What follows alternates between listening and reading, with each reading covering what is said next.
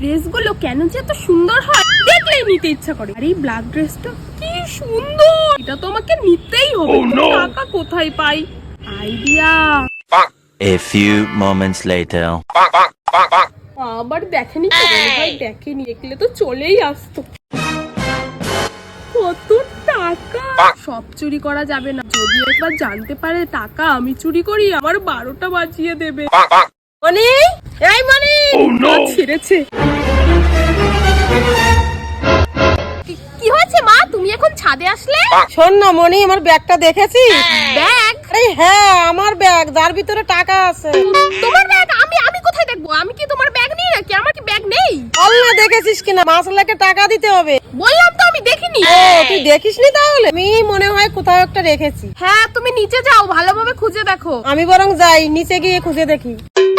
এ যাত্রায় বাঁচলাম, আর একটু হলে কেস খাচ্ছিলাম। The next day.